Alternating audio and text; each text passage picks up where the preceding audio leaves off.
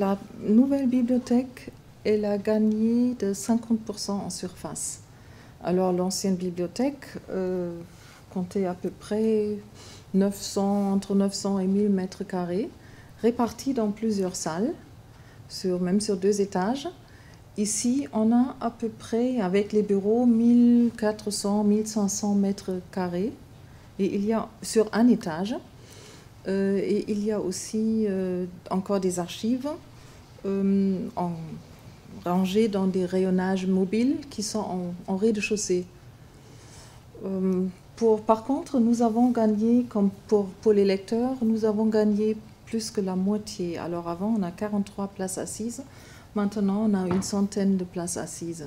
À la bibliothèque, il y a à peu près 68 000 ouvrages. Monographie. Monographie, oui. Oui. Les revues, il y en a environ 700, 800, dont une partie, enfin là c'est global, mais il y en a beaucoup qui sont ce qu'on appelle des revues mortes, donc qui sont stockées, conservées. Alors le fonds total en mètres linéaires, c'est à peu près entre 2500 et 3000 mètres linéaires. Livres et périodiques, volumes de périodiques. Et au niveau abonnement, on a combien d'abonnements vivants maintenant? On en a plus de 400, je crois. Ouais, plus de 400, oui. À peu près. À la fois sous forme électronique et sous forme papier la plupart du temps. Oui, il faut parler du déménagement, de ce travail herculéen. C'est-à-dire le déménagement, finalement, il fallait faire un transfert des collections de l'ancien bâtiment vers nos nouveaux locaux. Mais dans l'ancien bâtiment, nous avions plusieurs salles et on se retrouvait dans les nouveaux locaux à rassembler les documents. Donc c'est l'occasion pour nous de faire un nouveau plan de classement de la bibliothèque complet. C'est-à-dire il y a eu la phase de transfert des collections et maintenant on continue de travailler sur le nouveau plan de classement où on a décidé de mettre des revues en valeur. Voilà, donc c'est encore, on est dans les nouveaux locaux mais on continue à travailler sur le plan de classement, même si c'est quasiment abouti. Enfin, oui, c'est l'idée. C'est un gigantesque travail. En fait. Oui, qui va nous occuper encore un petit moment. Toute une signalétique à finaliser et tout ça, en fait. Puis la réception des 4000 ouvrages de l'INRIA, l'étiquetage, on a reçu aussi 750 ouvrages de Jean-Pierre Carane. Et donc là, il y a un étiquetage qui va peut-être prendre 1 an au total, puisque ça s'ajoute au travail de réception des revues, des monographies. Mais je crois qu'il y a eu un travail vraiment remarquable de plan qui a été fait aussi par Franck Pierron, de mise en place du plan de déménagement pour donner des ordres précis aux déménageurs, qui était un grand art. Notre collègue Franck a modélisé à peu près chaque étagère qui devait accueillir les nouveaux ouvrages. Et il a fait des calculs de façon à ce que les collections qui ont un sens, les œuvres complètes, les proceedings, tiennent à tel endroit. Et le but était vraiment de montrer le fonds, de rendre ce fonds disponible pour la recherche et pour la lecture. Il y a eu un compromis entre la bibliothèque lieu de vie, puis bibliothèque lieu de documentaire. Il y avait un certain nombre d'ouvrages assez restreints qui étaient en doublon, qu'on pouvait emprunter. Et grâce à une décision du précédent directeur Yves Lejean, on a mis tous ces ouvrages empruntables en même temps dans les rayons que les ouvrages non empruntables.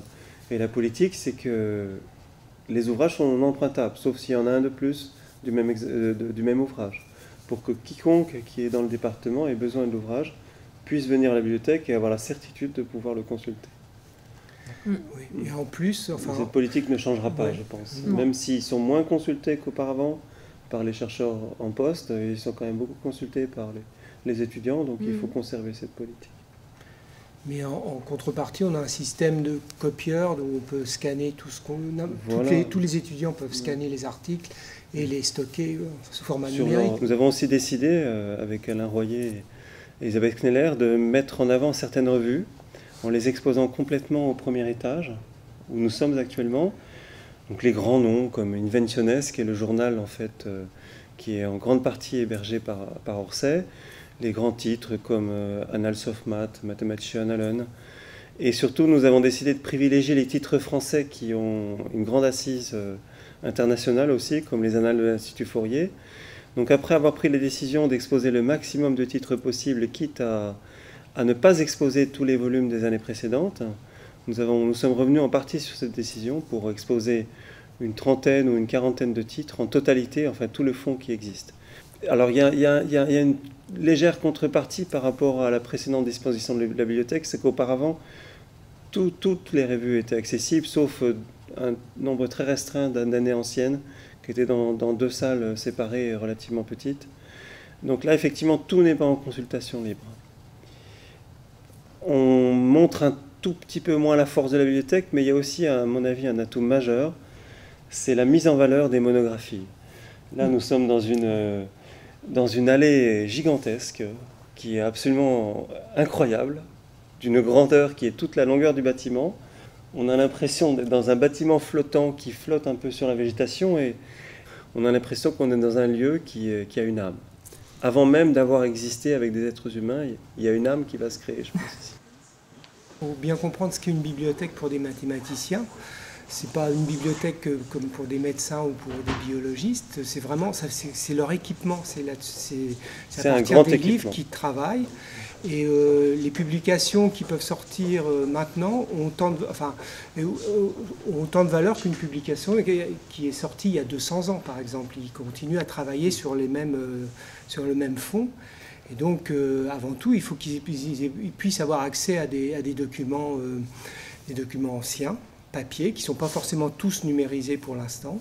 Donc c'est un lieu de stockage, mais c'est aussi un lieu de conservation, parce que pour l'instant, le papier a fait ses preuves au niveau de conservation de documents. Au niveau du numérique, on n'en sait absolument rien pour l'instant. Donc même si ici à la bibliothèque, on s'efforce de quand même suivre le courant, de faire une offre numérique, au niveau des revues, on est en pleine... C'est un moment un peu... changeant, parce qu'il y a le papier qui a tendance à diminuer de la part des éditeurs, et il y a l'offre électronique pour lesquelles nous aussi on travaille. Aussi derrière, il y a un modèle économique différent. Enfin, c'est important d'en parler, parce que pour l'instant, le numérique, l'accès aux documents numériques, d'un point de vue budgétaire, ça équivaut à une location des documents. On ne les a pas. Les livres qu'on a achetés, les revues qu'on a achetées, elles sont notre propriété. Et on s'en est aperçu au moment de renouvellement de certaines revues, s'ils n'ont pas reçu le bon de commande à temps, ils peuvent couper l'accès, même pour des revues pour lesquelles on avait payé l'année d'avant. Donc on est beaucoup plus tributaire aussi d'un certain modèle économique avec le numérique. Et des éditeurs. Ouais. Effectivement, il y a des grandes révolutions qui nous attendent, puisqu'il y a des négociations qui n'aboutissent toujours pas avec Springer et Elsevier pour des raisons financières.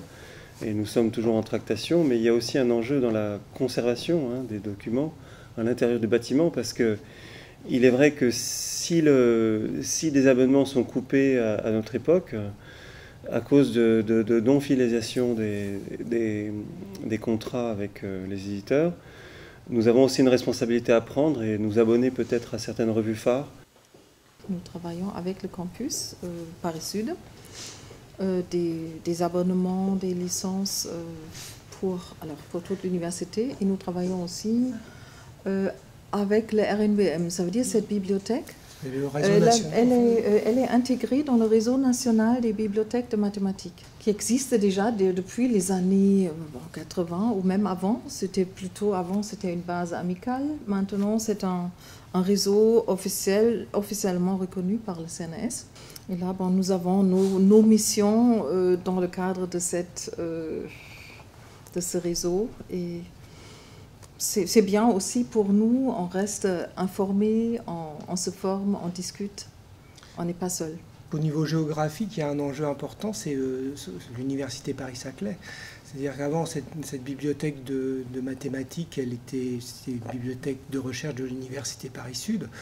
Mais là, on essaye de s'ouvrir à tout Paris-Saclay, notamment par la diffusion de notre catalogue à travers d'outils de découverte, et puis l'ouverture aussi de la bibliothèque à des étudiants de Paris-Saclay, quoi. Enfin, ça, c'est un enjeu, à mon avis, mais il y en a peut-être d'autres.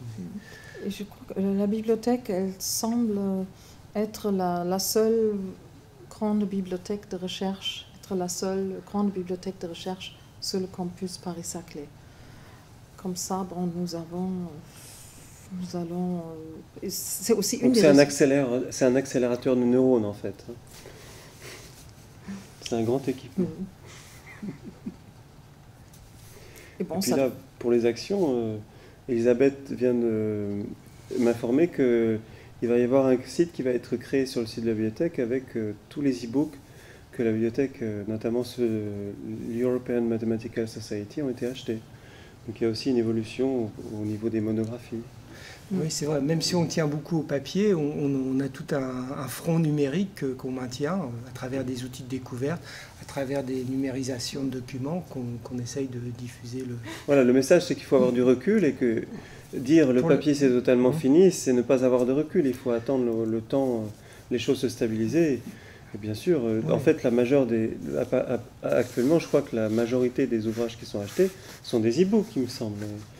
Au niveau des financements qui ont été prévus, oui, presque. Oui, c'est un peu l'avenir qui se joue. Oui, tout donc, à fait, oui. Enfin, moi, j'ai voulu militer pour qu'on continue quand même à faire des acquisitions papier, pour que continue à être fait la collection.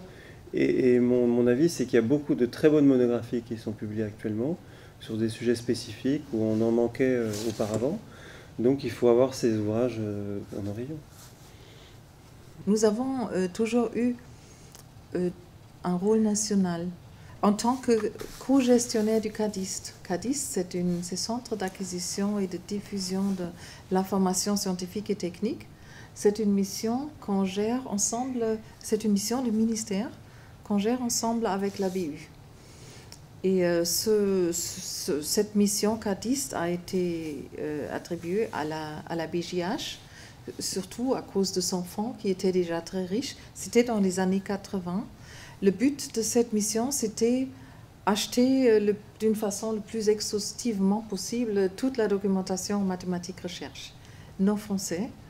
Pour la fournir à voilà, la conserver, assurer la conservation. Et les gens se déplaçaient beaucoup à la bibliothèque parce que c'était à l'époque où il n'y avait pas de transmission électronique, il fallait aller dans une bibliothèque pour avoir accès à l'information. Mais pas seulement pour l'Île-de-France, c'était vraiment au niveau national. Oui. C'est-à-dire que la documentation devrait être disponible dans le cadre du prêt entre bibliothèques au niveau national. Oui. Cette mission CADIST a été remplacée maintenant par une nouvelle mission. C'est une mission nationale aussi, qui s'appelle, c'est les COLEX. Collection d'excellence, quoi, COLEX. Voilà. Là aussi, l'Université Paris-Sud est représentée dans ce groupement d'intérêt scientifique, représenté par la BU et par la BJH, toujours en étroite collaboration avec des partenaires dans le cadre du RMBM, ou aussi par MADOC, qui assure vraiment la numérisation et aussi la publication de revues mathématiques. L'aspect, c'est toujours essayer de rendre service à la communauté mathématique.